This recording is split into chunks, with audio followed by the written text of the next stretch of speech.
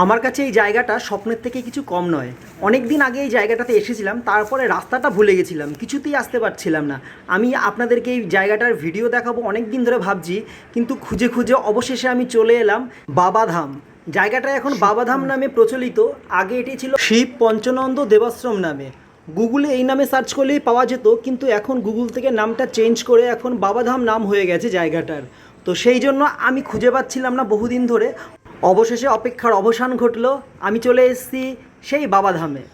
এই জায়গাটা কিন্তু খুব সুন্দর মায়াময় একটা পরিবেশ। এখানে বাবা মহাদেব পঞ্চানন্দ নামে বিরাজমান, এখানে তার অনেকগুলি মূর্তি দেখা যায়। এটি এই খেয়াদহ অঞ্চলের একটি জাগ্রত মন্দির। বার্ষিক পুজো, শিবরাত্রির দিন, এছাড়া কালী পুজোর দিন এখানে খুব ধুমধাম করে বড় করে পুজো হয়।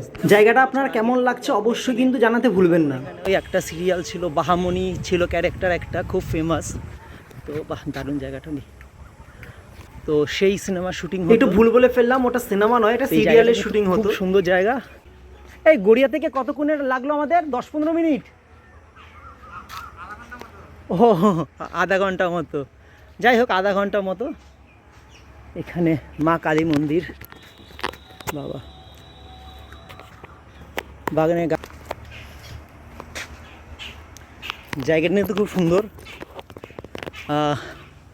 লোকেশান আমরা দিয়েছিলাম জোড়াবরতলা, আর এটা তো পঞ্চানন মন্দির।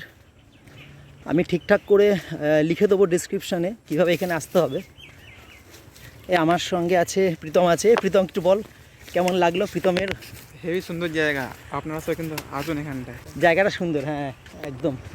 এই এলাকাটা কিন্তু অনেকটাই বড় জায়গা, আর প্রত্যেকটা জায়গা কিন্তু খুবই সুন্দর। আজকে সময়ের অভাবের জন্য আমি পুরো জায়গাটা ঘুরে দেখাতে পারছি না, তো আমি আরেকদিন এসে পুরো ডিটেলসে কী কী জায়গা, কোন কোন জায়গাটা বেশি সুন্দর, সব কিন্তু ডিটেলসে আমি দেখিয়ে দেবো। তো আজকে এইটুকুনি থাকলো, আজকে আমাদের তাড়া আছে, বাড়ি চলে যাচ্ছি, এদিকে সন্ধ্যাও নেমে আসছে, বাড়ি ফিরতে হবে। একটু মনে রেখে দেবেন, এটার ল্যান্ডমার্ক কিন্তু খেয়াদহ হাই স্কুল। সেখান থেকে এসে যদি বাবাধাম বলেন, যে কেউ কিন্তু দেখিয়ে দেবে এই জায়গাটাকে।